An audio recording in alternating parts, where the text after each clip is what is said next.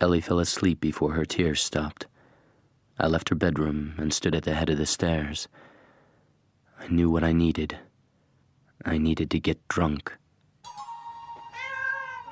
I got nothing for you. Go kill a bird. You don't even eat them, do you? Just killing them's enough for you.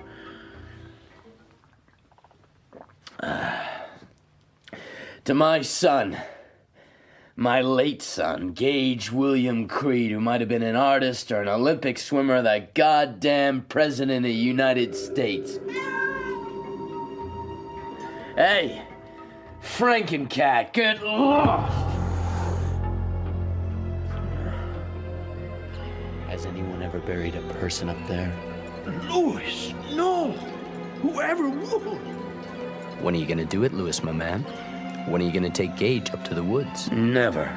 You must not go beyond this, no matter how much you feel the need. Makes perfect sense. Gage was killed on the road just like Church. Now Church has come back. Not right, he's not...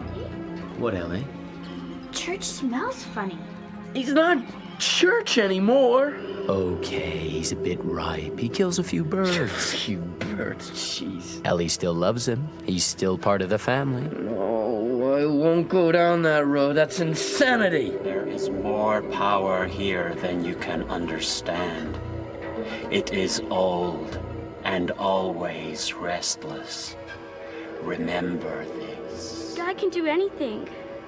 In Sunday school, the teacher told us about this guy, Lazarus.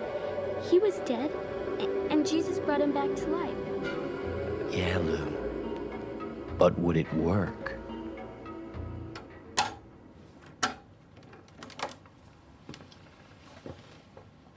Can I come inside, Louis? Tell you what, Judd.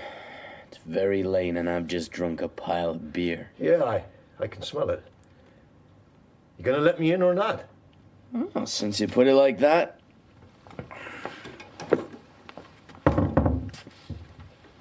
Hey, you're in luck.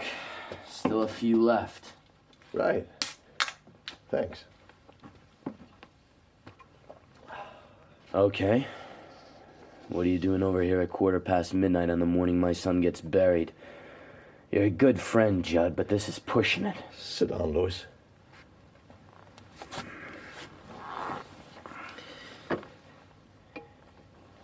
Tell me you're not thinking of taking him up there. To the Micmac burying ground. I wasn't thinking about anything but going to bed. How far does the influence of that place extend, you know? Judd, I really don't I don't. And I've lived my whole life in this patch of the world. That place was holy to the Micmacs, but not in a good way. Stanny B told me that, so did my dad. That's why I came over here tonight to tell you about Timmy Baterman. Who's Timmy Baterman? Timmy was one of 20 or so Ludlow boys. Went to fight Hitler in 42. Came back in a box with Old Glory on top in 43. His daddy, Bill Baterman, went crazy when he got the telegram. Then he quieted right down. He knew about the Micmac burying ground, see? Why didn't you tell me this before, Judd? After we did the cat. You didn't need to know then. Now you do. I knew I'd got to talk to you about this when Mortensen down at the funeral home told me you'd ordered a grave liner instead of a ceiling vault.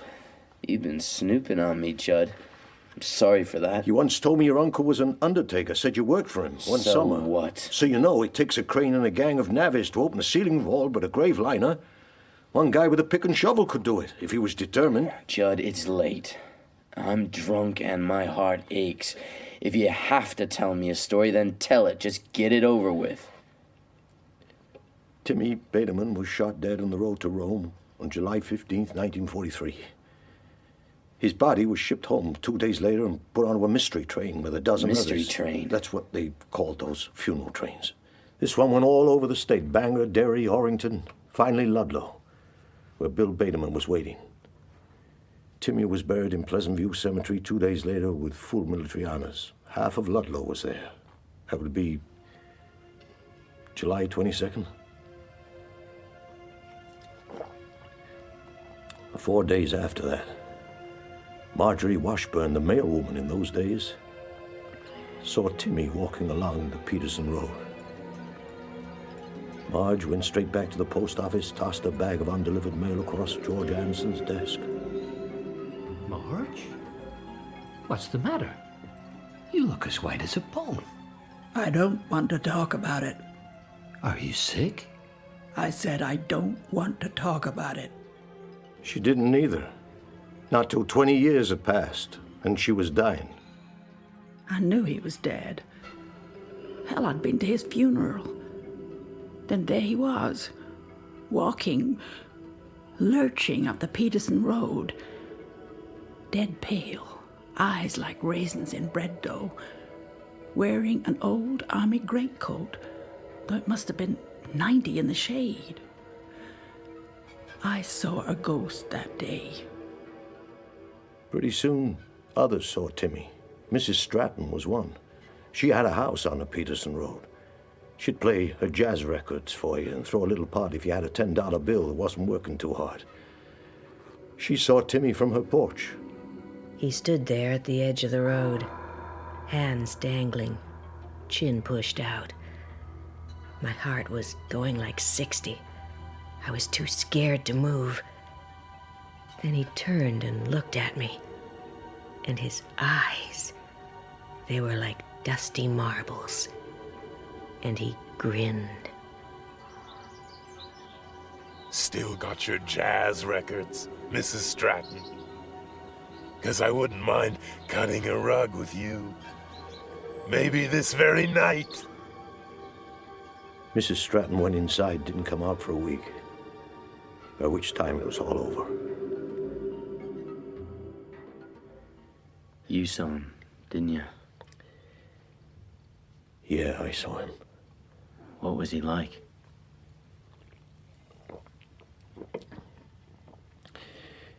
Ever see one of them zombie movies, Louis? Where the creatures shamble along, dead eyes staring, sort of slow, clumsy? It's like that? He was. But he wasn't, because there was something behind those eyes, something nasty, sly. I wasn't quite thinking. And I don't believe it had much to do with Timmy Baterman. It was more like a radio signal coming from somewhere else. Anyhow, back and forth he went along that road. Until at last a few of us got together. Me, George Anderson, the postmaster, Hannibal Benson, our second selectman. We decided to go up to Bill Baterman's place and get that abomination taken care of. I'll never forget that night. It was hotter than hell, with the setting sun making the sky look like a bucket of guts. We drove over in Hannibal Benson's car. We were scared, Louis. When we got there, Hannibal knocked. No one answered, so we went round the back. And there they were. Bill Baterman was sitting on his stoop with a pitcher of beer. Timmy was in the yard, staring up at that blood-red sun. Bill, he was floating in his clothes, must have lost 40 pounds. His eyes were sunk. Louis, he looked damned. I didn't hear your boy's knock. That's a barefaced lie. I knocked loud enough to wake up a deaf man.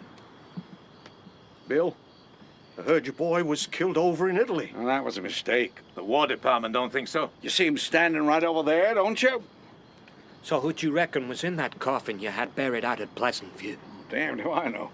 And damned if I care. The War Department... Let the damn War Department rot in hell. Timmy come home the other day. He's shell-shocked or something. He's a little strange now, but he'll come around. Quit it, Bill. We all know you've been fooling around in the woods north of Route 15. You've caused yourself and this town a heap of trouble. When I got that telegram, life just ran out of me like piss down my leg. He was 18. All I'd left of his dear mother, and now I got him back. So screw the Army and the War Department and the US of A, and screw you boys too. He's shaking. His mouth is going tick, tick, tick. There's sweat all over him. And that's when I realized he's crazy. You okay, Lou? I feel sick to my stomach. So what did you do about Timmy Baterman? Not a lot we could do. Hannibal said, God help you, Bill. We got ready to go. That's when Timmy came over. Hell, he even walked wrong, Louis, like an old man. And he stank. A black smell, like everything inside him was spoiled. He expected to see maggots squirming. Okay, stop. Please, Judd, I've heard enough. That's it, you ain't. And I can't tell it as bad as it was. He was dead, Louis. But he was alive, too, and he knew things. Knew things? What sort of things? Timmy looked at Hannibal Benson, sort of grinned, showed his teeth anyway, then he leaned forward like he had a special secret to tell.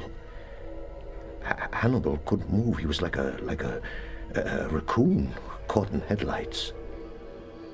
Got some news about your wife, Benson. Your young, sweet, innocent wife is screwing that man she works with down at the drugstore. No. No! What do you think of that? What do you think of that? Shut up! Shut up or I'll knock you down, whatever you are. And you, old man Anderson, that grandson you set such store by is just willing you to die. You want to know what he calls you? Old wooden leg. What do you think of that? But my, won't he spit when he finds all the money he's waiting for has been spent on gambling? Every red cent. What do you think of that? My God! How did you... Timmy! Oh, my God! Stop it! You stop it now! Timmy wouldn't stop. He went on. Said something bad about me, too. He was raving by then, pouring out all that nastiness and bile. What we saw, it was pure evil, Louis. We backed off. Then we ran. George had half fainted. We had to carry him. Last I saw of Timmy Baterman, he was on that back porch, face all red in the setting sun, those terrible marks standing out, laughing and screeching. Cuckold! Beggar! Whoremaster! Cuckold! Beggar! Whoremaster! Goodbye, gentlemen! Goodbye!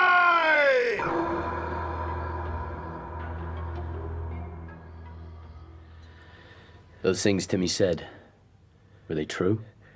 I don't rightly know. What about the thing Timmy Baterman said about you? It was true. Christ, it was true.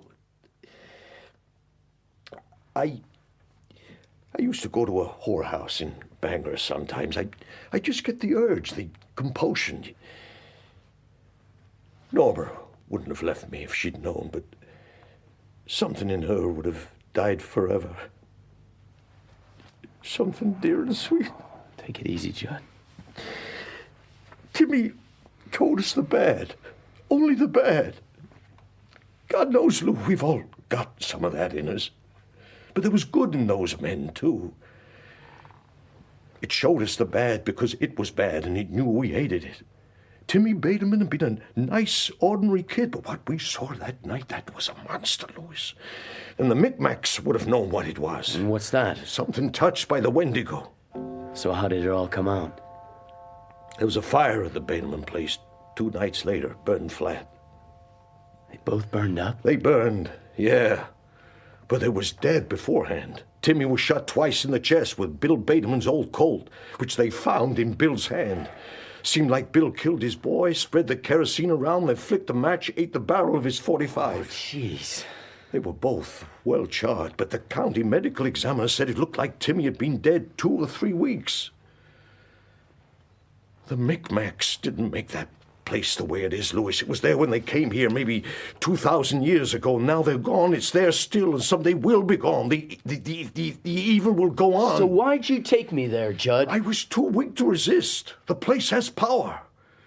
I'm scared it used me to get at you through your son. You see what I'm getting at, Louis? You're saying the place knew Gage was gonna die? No, I'm saying the place might have made Gage die because I took you there. I'm saying I might have murdered your son, Louis. No, I don't believe it.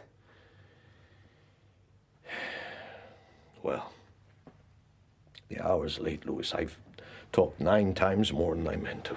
I doubt that. You've been very eloquent, Judd. We're burying Gage in Bangor, and in Bangor he'll stay. I don't plan to go to the Pet Sematary or beyond it ever again. Promise me, Louis. Promise. For Gage's sake. I promise. For Gage's sake.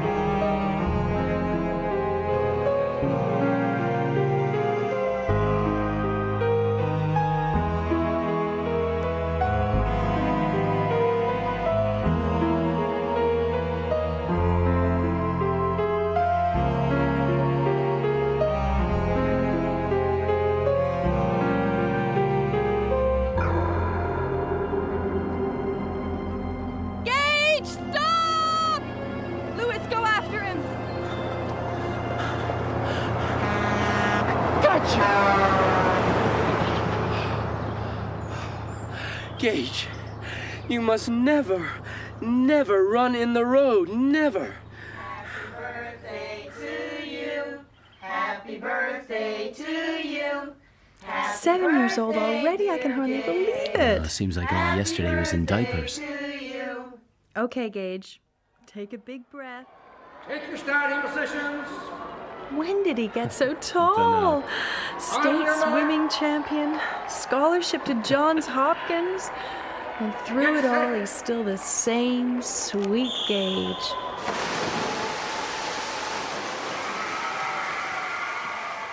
And so, Gage William Creed, who celebrated his 19th birthday earlier this month, steps onto the podium to accept the first gold medal for America of these Olympic I feel so proud. Oh, Louis. I never thought. That afternoon all those years ago when I raced that Orenco truck for Gage's life, he was stepping up on that podium.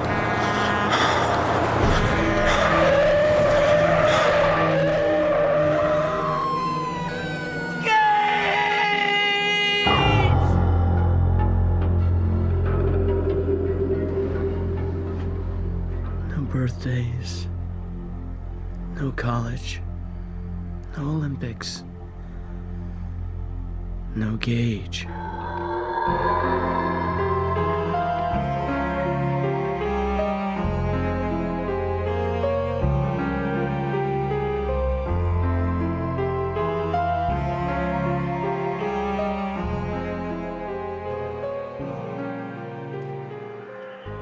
Suffer little children to come unto me, and forbid them not, for such is the kingdom of God.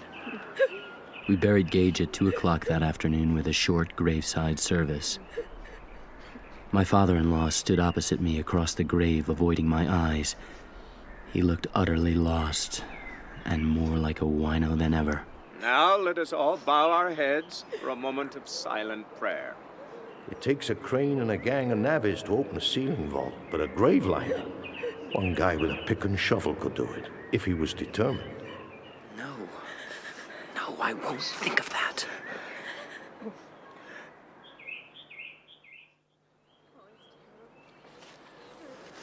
Good service. You okay, Louis? Just about. How are you, Rachel? I'm all right. Thank you, Judd. And how about you, my dear one?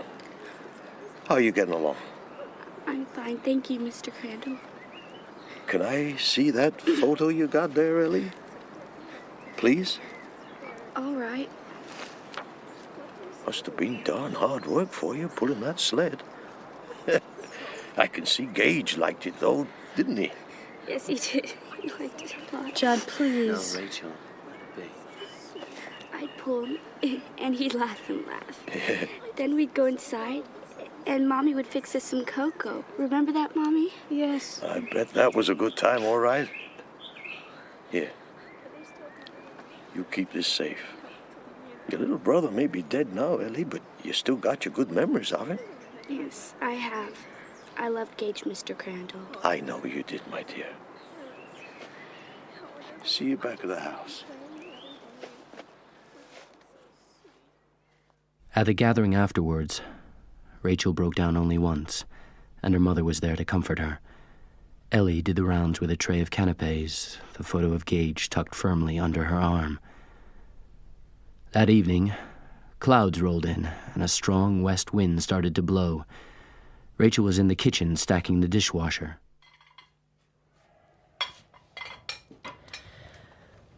What are you looking for, Lou? Car keys. Take mine. Thanks. Where are you going? Thought I'd pick up a pizza. Didn't you eat earlier? I wasn't hungry then. I might try word of banger. You want anything?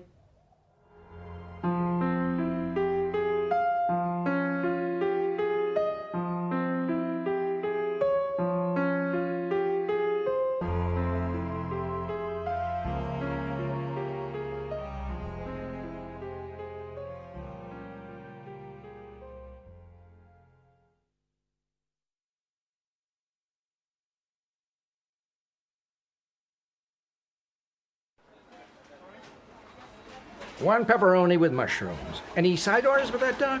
No thanks. We're real busy right now, so it'll be 45 minutes.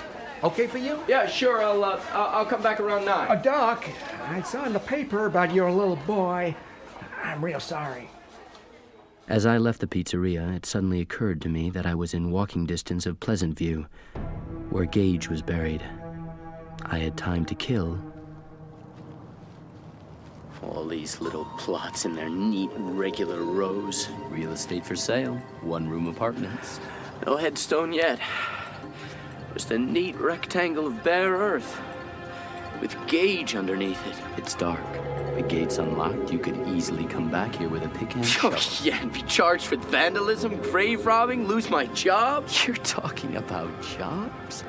You could bring Gage back. Your son could live again. I'm supposed to believe that? You've seen church, and you believe Judd's story about Timmy Baterman, including the part about Timmy Baterman being transformed into some sort of all-knowing demon? You don't really believe that. Okay, say Judd was exaggerating that. Think of church now. Nasty, graceless, muddled. That day with the kite. Remember how vibrant and alive Gage was? Oh, Daddy! Hey, how about that? Higher, Yeah! higher. Yeah! Woo! Isn't it best to remember Gage like that? Or do you want my son to be a zombie from a grade B horror picture? So what if Gage is diminished? You'll still love him? So would Rachel and Ellie? And as for everyone else, well, they can just go to hell. They can all go to hell. Hey, you, what you doing there? Who are you? I'm caretaker of this boneyard. More to the point, bud. Who are you? And what are you up to? This place is off limits after dark, don't you know that? I'm sorry, no, I didn't. Could you shine your flashlight down, please? I Get can't up, see. mister. Let's take a look at you. You by yourself? Yes. What you been doing with that grave? That's a little boy's grave. I know. The little boy was my son. Oh, God, sir. I should have realized. I'm so sorry. No, it's fine. I didn't mean what I said, you know. We got winos breaking in here. And He thought I was one. Yeah, I can see how you might. I got a little grandson myself, 3 years old. Oh, must be like a goddamn nightmare. That just about says it. Come along, sir. I'll walk you to the gate.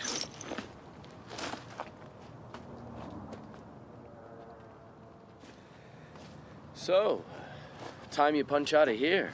I get off here at 11. Was no one here all night then? Isn't that risky? I mean, you said there were drunks. Plenty of cop cars patrolling this neighborhood.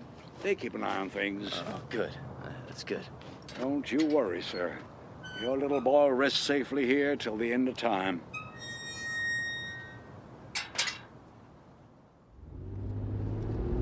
Time. That could be the key. Timmy Baterman had been dead for 10, 12 days before his father could get him up to the burial ground. Maybe that's why it all went wrong. Gage has been dead for 4 already, but I could cut the time in half if only the circumstances were right. It was easy with church because the family were away. Because the family were away in Chicago. You want us to what? Fly back with your mom and dad when they go home tomorrow. Louis, are you out of your mind? After the fight you had with my father? That's one reason I want you to go. It's time we healed that wound. But, Louis, Chicago. I don't think it's a good idea. Ellie and I need you now. I hope you need us. I do. Both of you very much. So let's stay here. We'll face this together. Of course, we've got to do that. Well, then why? First, we need time to recover. Honey, right now this house is the most painful place in the world for you. Gage is everywhere.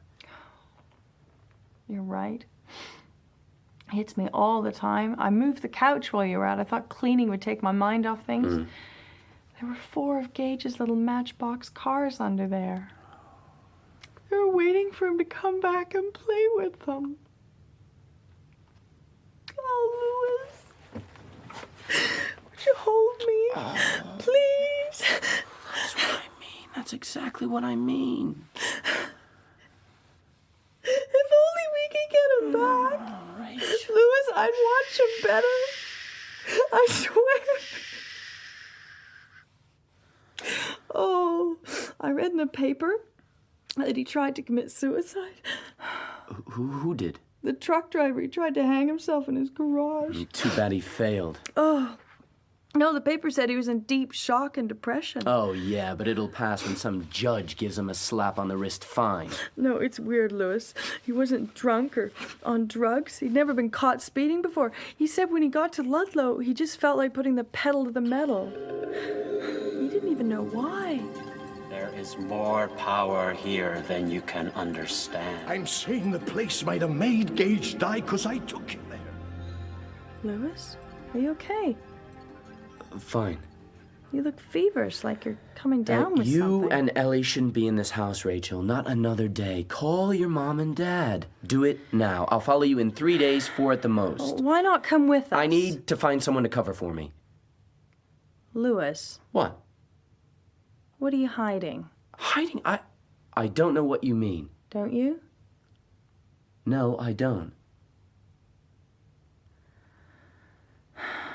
Never mind. I'll call my parents, Louis, if that's what you really want. Yes, it is. The Goldmans were overjoyed at my suggestion, and Rachel managed to get 2 cancellations on a flight that got to Chicago just a couple of hours after her parents. She went upstairs to pack. I'll get it.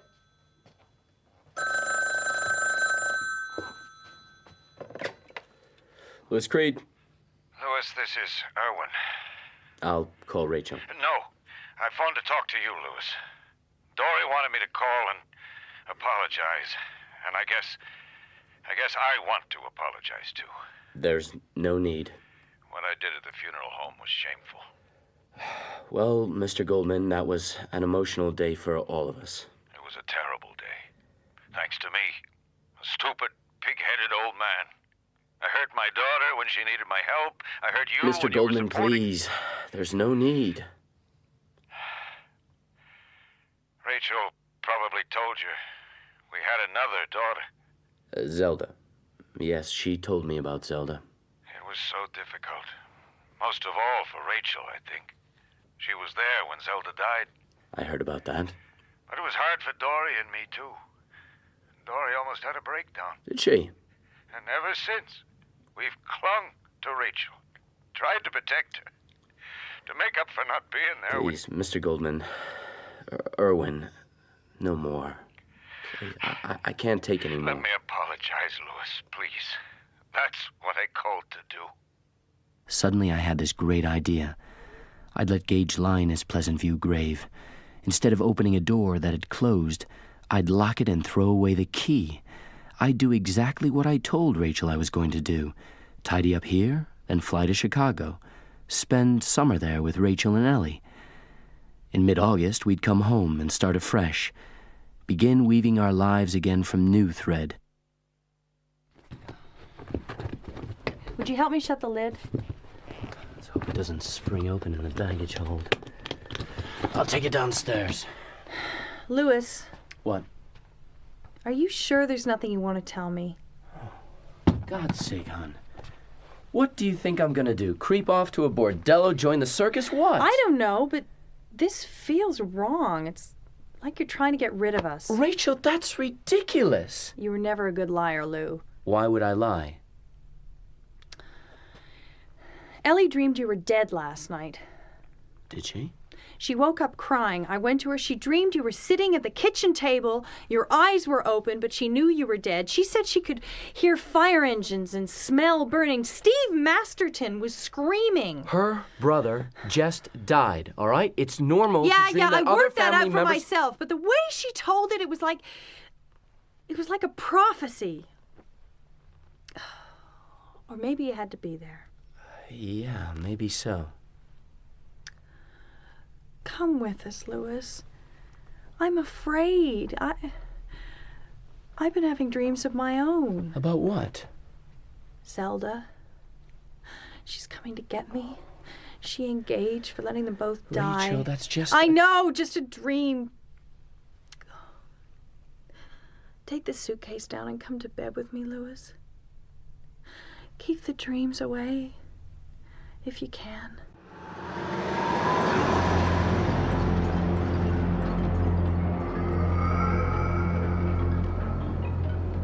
Rachel, you awake?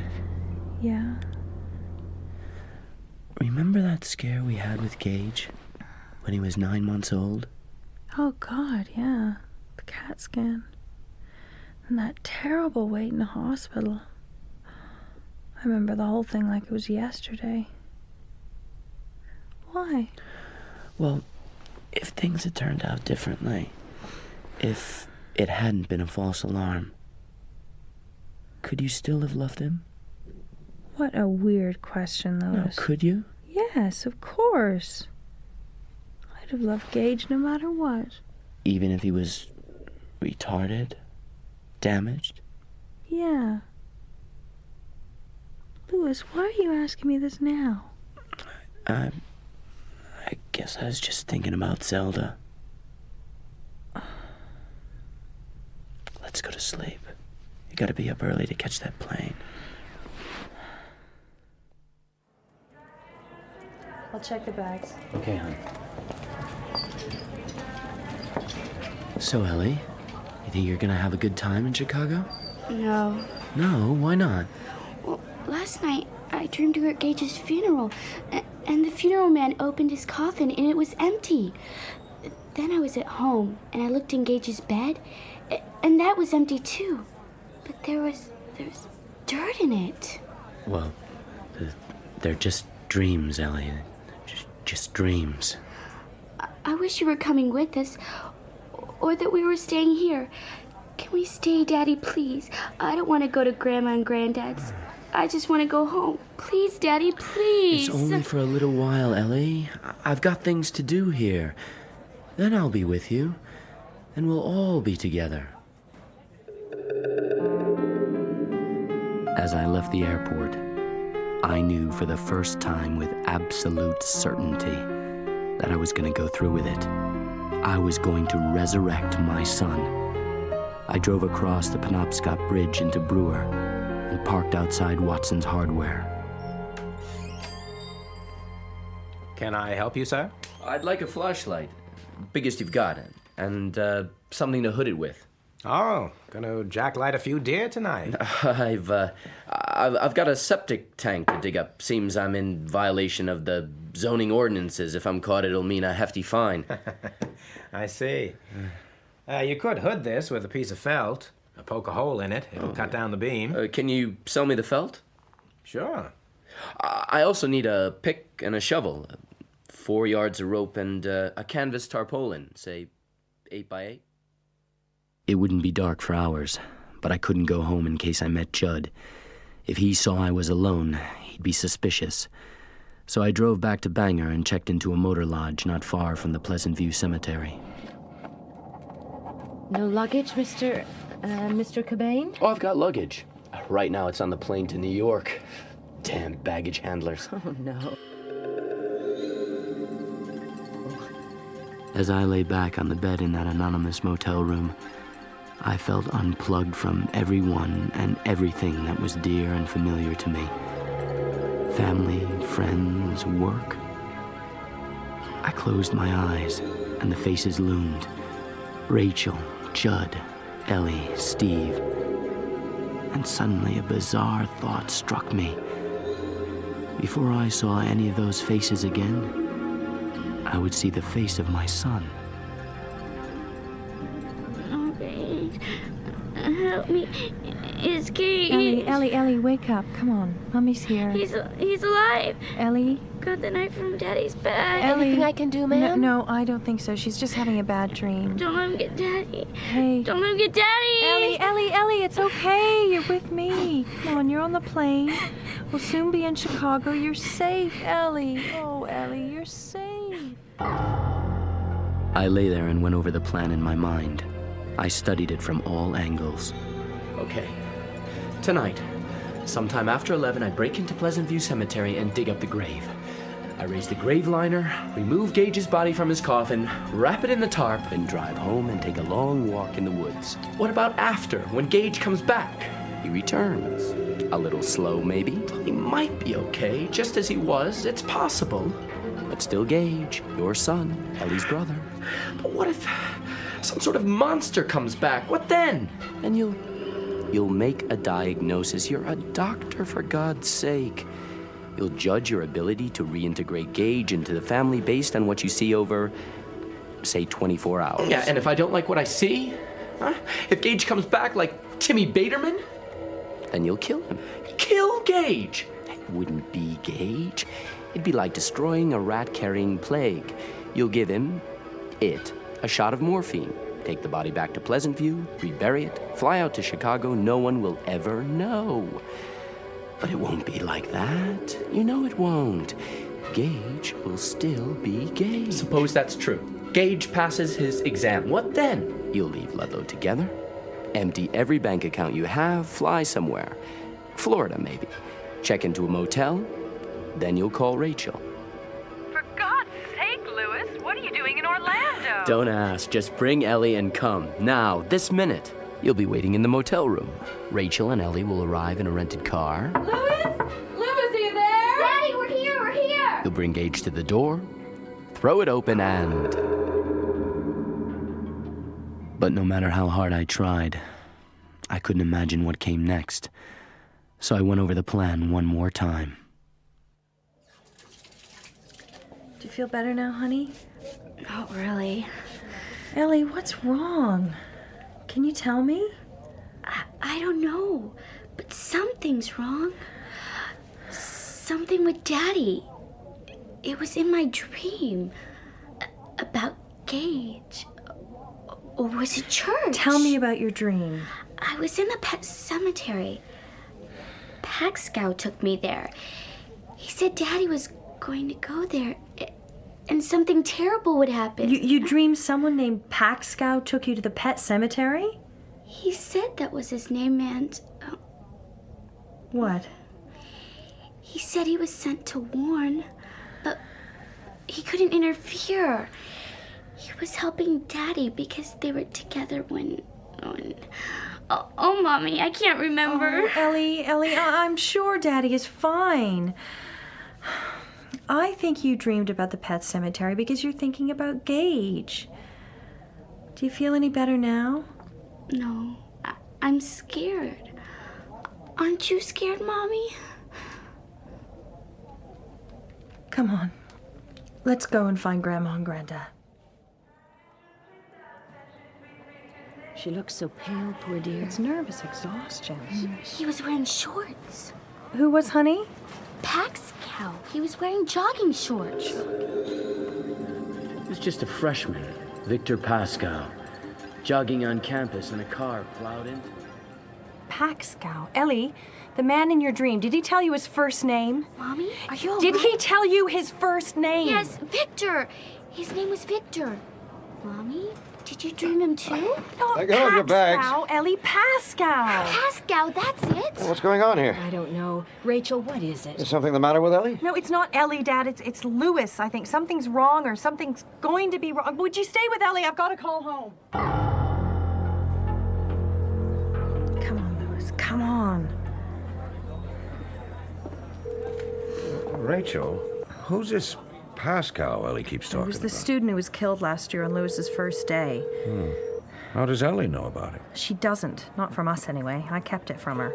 Maybe she heard the name on the radio or at school. Damn! Louis isn't home. Would you go back to Mum and Ellie, Dad, please?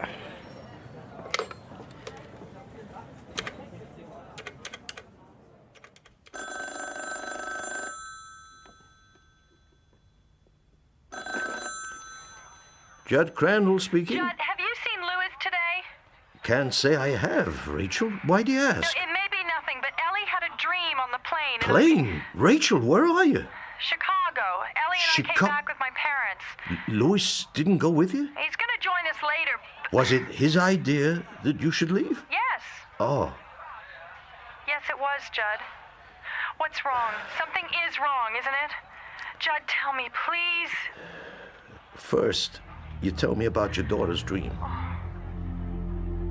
When Rachel and I were done, I crossed over to Louis's house. I could feel the Micmac burying ground calling to me. Once his voice had been dreamy and comforting. Now he was low and grim. Stay out of this, old man, or else. Louis's Honda was gone from his garage. Without much hope, I leaned on the bell. Then went round the back.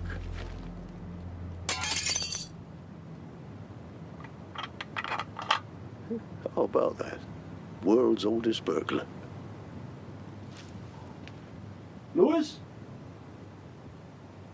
Louis? I didn't find the worst signs. Gage's clothes folded and ready, his toys laid out like Christmas. Even so, the house had a sort of blank feel, as if it was waiting to be filled with, well, with something. I went home again, took a six-pack out of the fridge, sat in my window, and waited. Yeah, can I have that medium rare and fries and a salad? Would you like to see the dessert menu now, sir, or leave it till later? The food in the motel dining room was plentiful and dull, exactly what my body seemed to want. I sat near the door, half expecting, half hoping, to see someone I knew. That would lead to questions, complications, and maybe that's what I wanted. A way out. But I didn't see anyone. You're what? I'm going back home, Mom. Oh, Mama, yes. Rachel, you're upset. You and Ellie both. After a night's Dad, sleep. Mom, I'm sorry, but I have to go home, and if I can get a plane, I'm going tonight. Tonight? No. Rachel, honey, this is a reaction to Gage's death. Understandable. Dad, be quiet. Would you believe? Can you understand it? I can't. Delta Airlines, Kim speaking. May I help you? I have to get from Chicago to Bangor tonight. Can you check the connections? It's very short notice. Please, it's an emergency. Okay. Hold the line, ma'am. Don't let them stop you, Mommy. No way, kid. It's important, isn't it? Yes. Can you tell me any more? Is it just the dream? No. It's everything now. It's running all through me. Can't you feel it, Mommy? Like a wind. Yes. Yes, I can. Still there, ma'am? Still here. I think you can make Bangor, but you'll get in late, and there's a lot of very tight connections. Back in my motel room, I watched 8 half-hour comedy shows back to back until 11 o'clock. And I got off the bed and went out to do...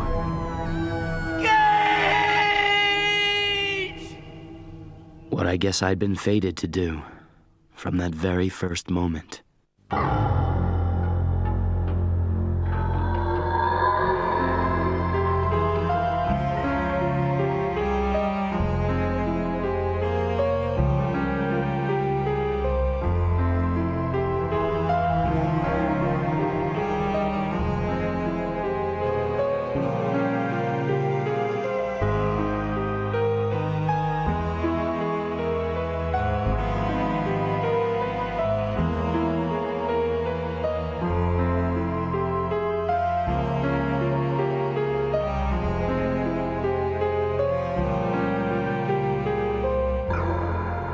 The tree-lined street that runs alongside Pleasant View Cemetery was deserted.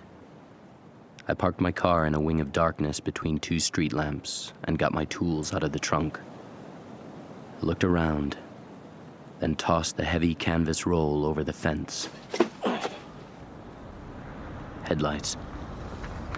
As the car crawled towards me, a flashlight beam stabbed out and flickered over the wrought iron fence. Cops checking the cemetery. My heart pounding, I stepped behind a tree and watched until the red taillights vanished around the corner. There was a thick branch directly above me, extending clear over the fence. I began to climb. No! Knee! My knee! God! Doesn't matter. You're in. I located my tools wrapped in the tarp. Then I walked, or rather limped, over to Gage's grave. The headstone was in place. It read simply, Gage William Creed, followed by 2 dates, not so very far apart.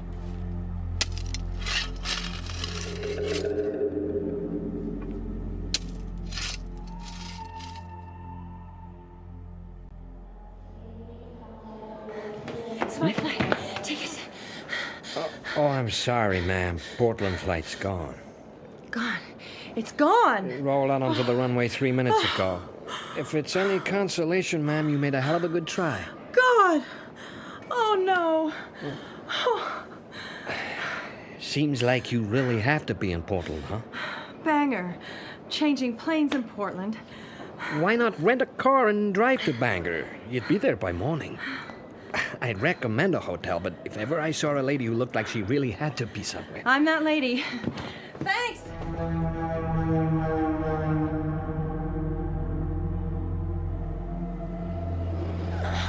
It takes a crane and a gang of navvies to open a ceiling vault, but a grave liner, one guy with a pick and shovel could do it, if he was determined. Damn right there, Judd.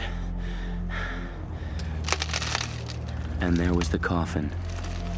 The coffin I'd last seen at the gravesite at Gage's funeral. The safety deposit box in which I was supposed to bury all my ambitions and hopes for my son. Oh, no, I'm gonna break you out of there, Gage. I'm gonna get you out of there.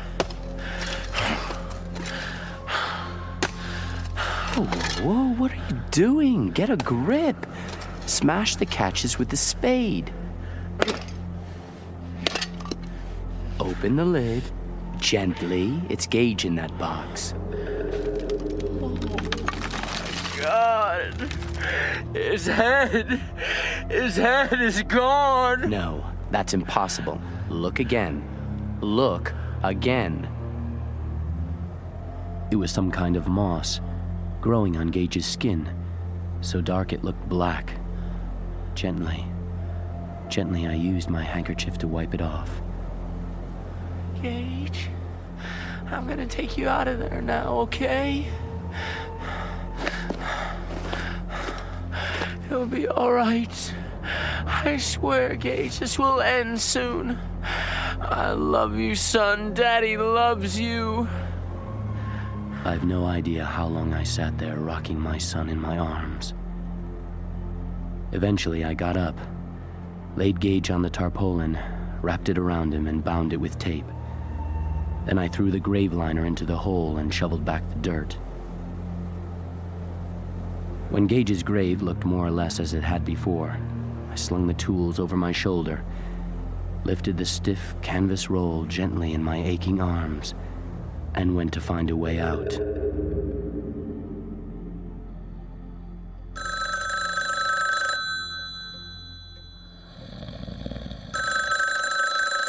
Huh? What? Oh, no. Has he come home yet? No. Rachel, where are you? You sound closer. I am closer. I'm at the Biddeford rest area on the main Biddeford? turnpike. Oh, I couldn't stay in Chicago. Whatever got to Ellie, it was getting to me, too. Judd, what's going on? You must tell me. I will. The whole story, I promise. But not on the phone. Oh, please. Rachel, check into a motel. Get some rest. I can't rest. Well, When you get to Ludlow, come straight here. Don't go home first. And I'll see you tomorrow. I went into the kitchen and brewed a pot of strong coffee. Took it back to the window and sat, sipping, watching. It kept me awake for a while, but then I began to nod again.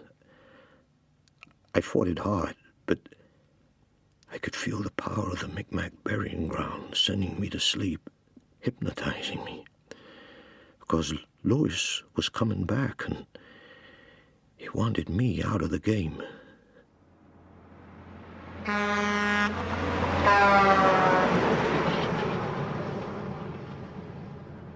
Half an hour after leaving Pleasant View, I turned off the highway and into my garage.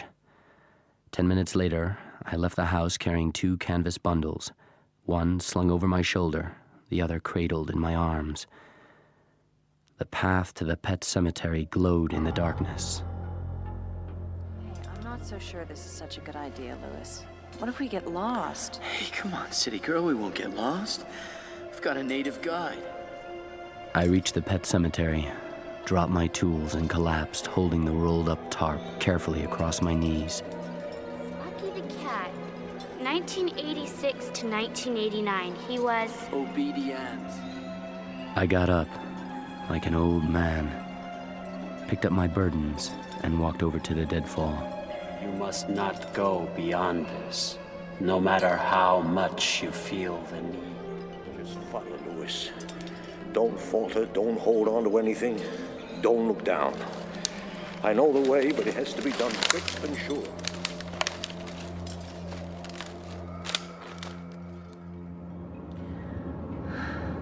Next exit, Cumberland, Falmouth, Jerusalem's Lot.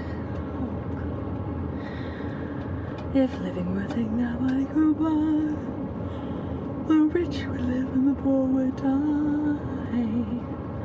All my trials, Lord, soon Lewis.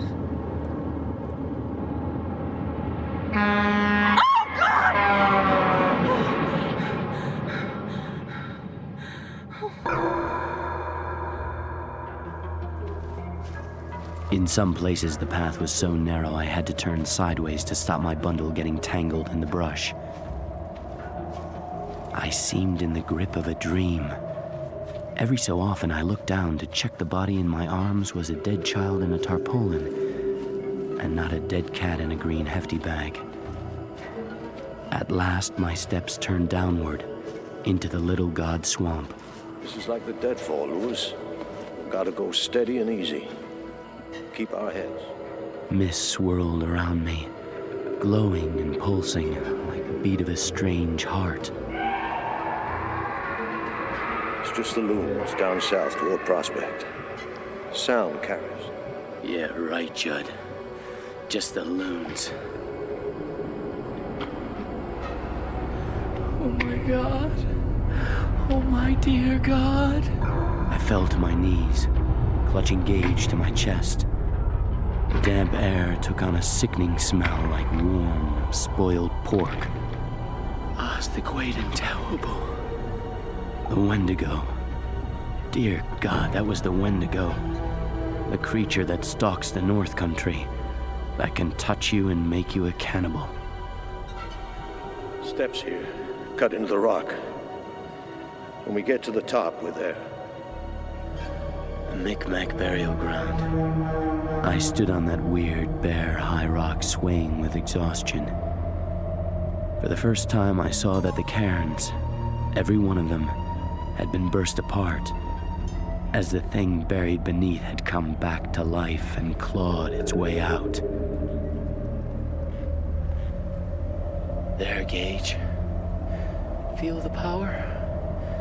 Not long now. Not long.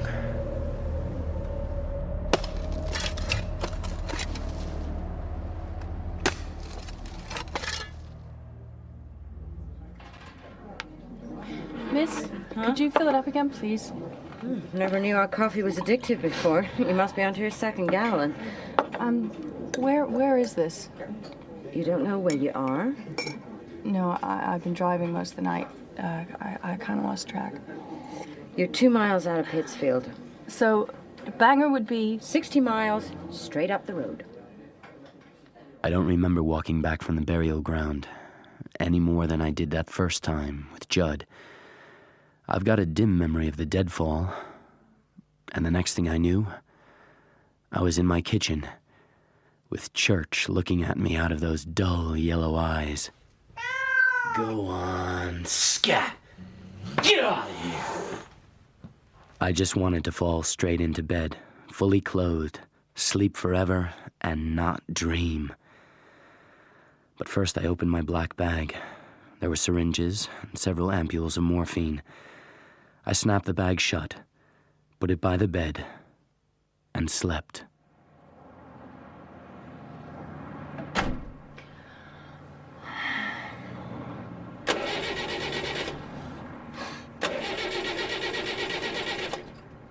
No.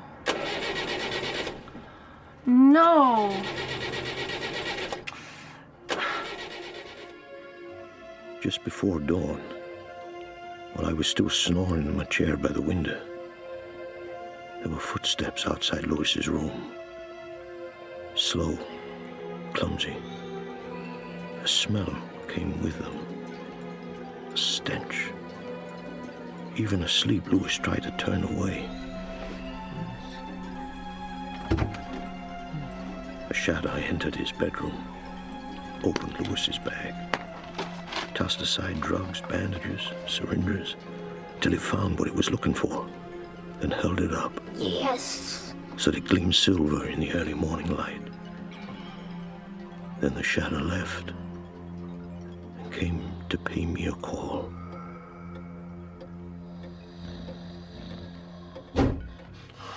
Louis?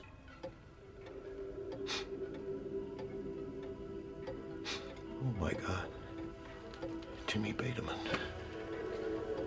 Gage? Gage, is that... No. Church. Scram. Get out of here. Think, you stupid old man.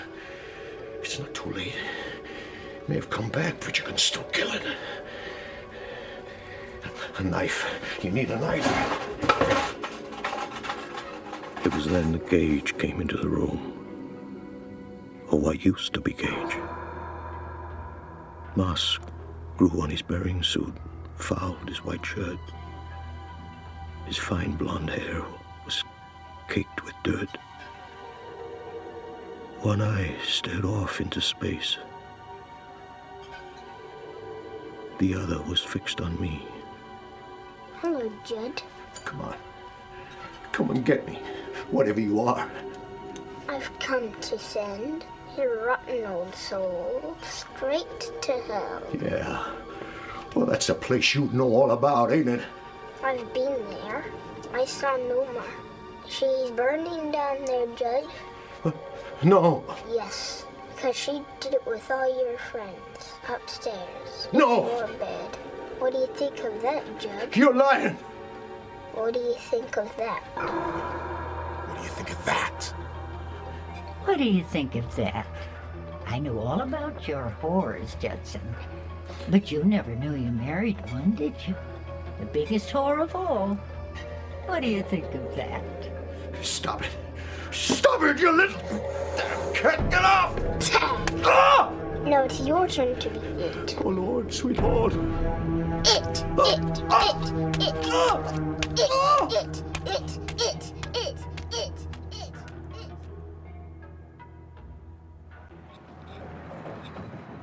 Okay, try it now, ma'am.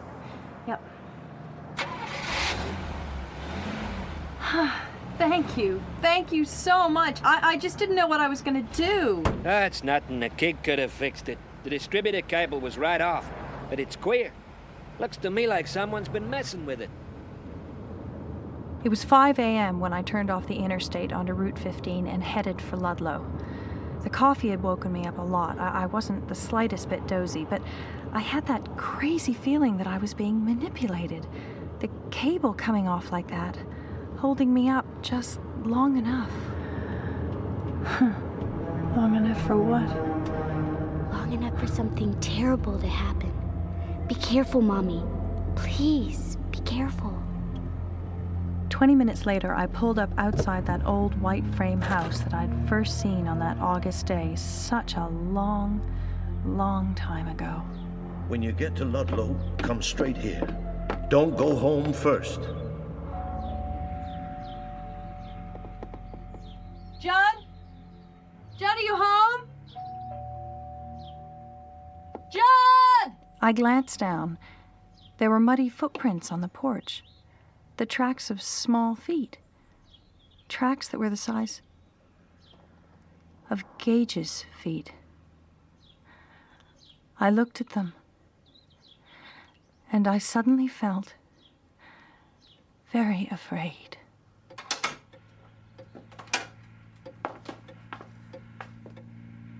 Judd?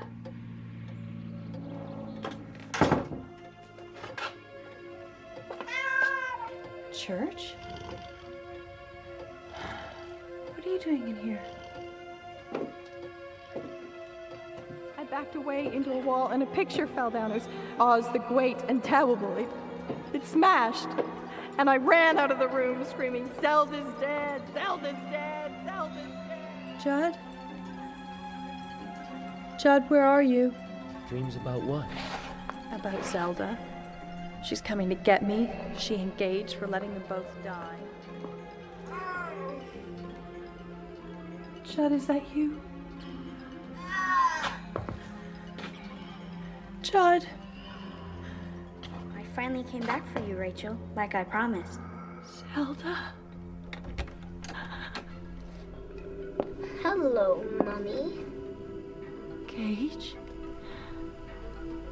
Gage. Oh, my darling. I've got a surprise for you, Mommy. A big, shiny surprise. Which hand is it in, Mommy? Come on, guess which hand.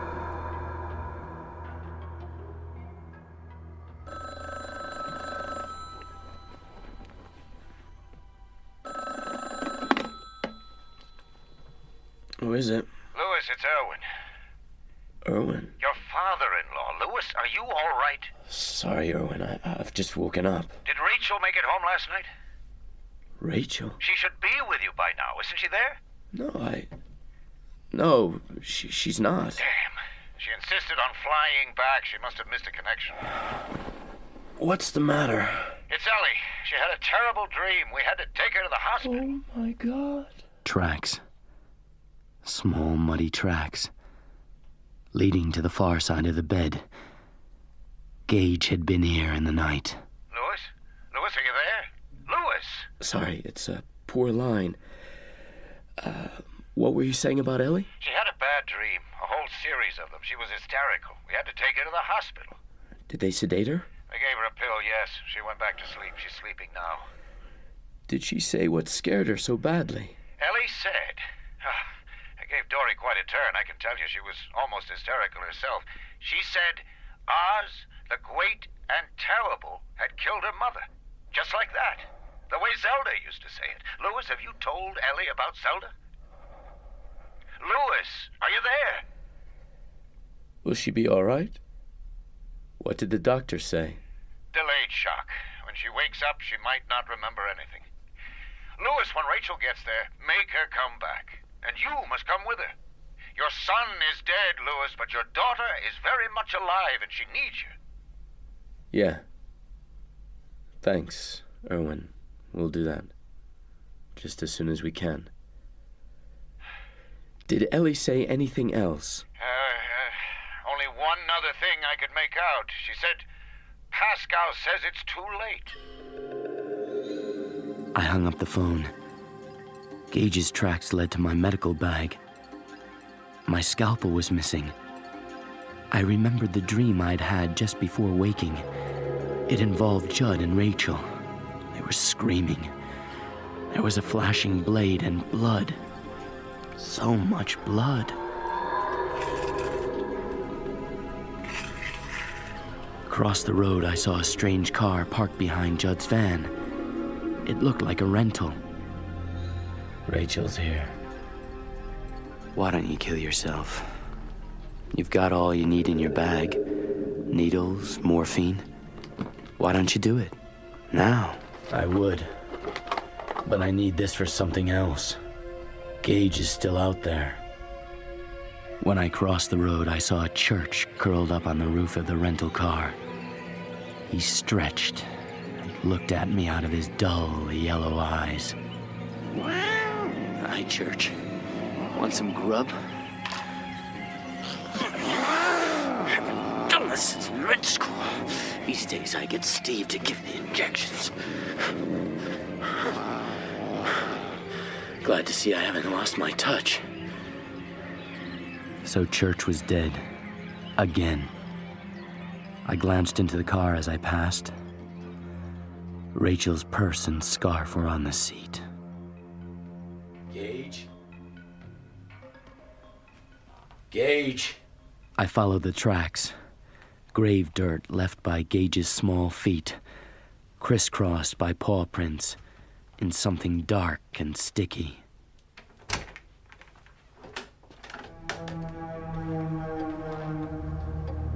Oh my God. Oh, Judd.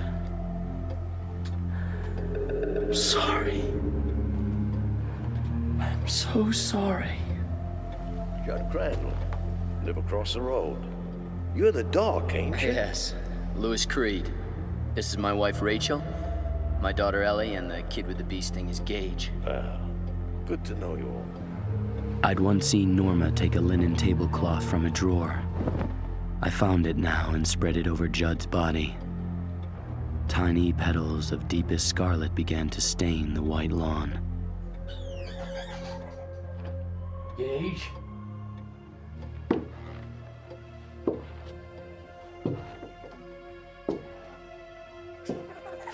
Gage?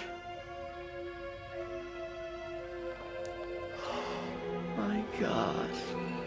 My wife was lying halfway down the landing. Dear God. The way she was propped against the wall, she might have dozed off reading in bed, except for the blood. Hello, Daddy. You come to play? No, you don't! Come to get shirt! I was on him, straddling him, one knee pinning the hand that held the scalpel. As I clawed for the high blows, the thing underneath me bucked and strained like a greased fish. It nearly threw me off. The first needle went in, and its face changed. Into Judd's face, dead and staring. The ruined, bloody mask of Victor Pascal. Myself, pale and mad. I jabbed another syringe into Gage's arm and pushed the plunger right down. The frantic struggles grew less. Stopped. And for a moment I saw the face of my son. My real son. Unhappy and full of pain.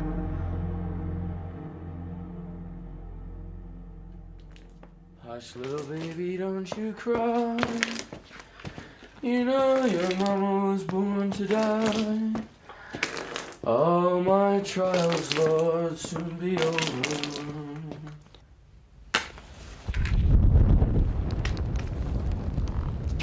When I first saw the smoke, I thought it was Lou's place burning. His luck had been shot to hell, ever since Victor Pascal died in his arms on the floor of our infirmary. But when I got closer, I saw it was the house of the old guy across the street. I pulled in, dismounted, and put the Harley on its kickstand. How'd it happen? Dunno. Maybe Judd fell asleep with a cigarette. I crossed the road, though if Lewis was at home, surely he'd be out there with the others. Then I glimpsed something. Behind Lewis's house, a neatly mown path vanished into the woods. And there, for the briefest moment, I thought I saw a man carrying a large white bundle. Lewis? Lou! Lewis! I hardly noticed the graves, the scraps of board and slate. My eyes were fixed on the far side of the clearing, where Lewis was climbing a deadfall in outright defiance of gravity. Lou! Lou! Didn't you hear me calling? Hello, Steve. Lewis stopped. His hair was white. His face was that of an old man. Come with me, Steve. Help me carry her. What happened, Lou? Was she in the fire? I waited too long with Gage and something got into him. It'll be different with Rachel, I know it will. I could use some help, Steve. I could never climb that. Just follow me, Steve. Don't falter. Don't hold on to anything. Don't look down. It has to be done quick and sure, and it has to be done today. I'm coming, Lou. I'm coming. You may hear voices. Lewis, please tell me. But it's just the loons down south towards Prospect. The sound carries. It was so close. I felt a magnet out in those woods, pulling at something in my brain, dragging me towards God knows what. Then it just stopped. Lost interest in me. I never went back to Ludlow. A few months later, I got a job in Denver, Colorado, and left Maine for good. That afternoon, the police came and asked questions. Smoke still rose from the ashes across the road. I spoke to the police outside. I wore a hat, so they didn't see my white hair. Red 7 on the black 8. Ace of clubs out. Take up the king.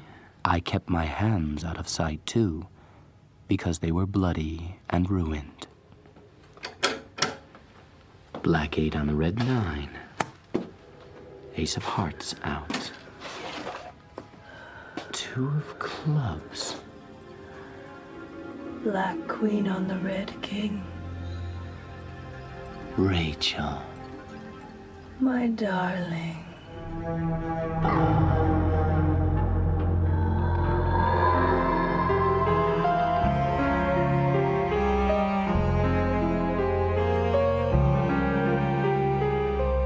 In Pet Sematary by Stephen King, dramatized for radio by Gregory Evans, John Sharian was Lewis, Bryony Glasgow, Rachel, Lee Montague, Judd, and Sarah Benishu, Ellie. Stuart Milligan was Steve, Helen Horton, Norma, Mark Bonner, Victor Pascal, and Alice Arnold, Holly. William Roberts was Erwin Goldman, Liza Ross, Dory, Kerry Shale, Timmy Baterman, Gordon Stern, Bill Baterman, and Alan Tilvan, Hannibal Benson.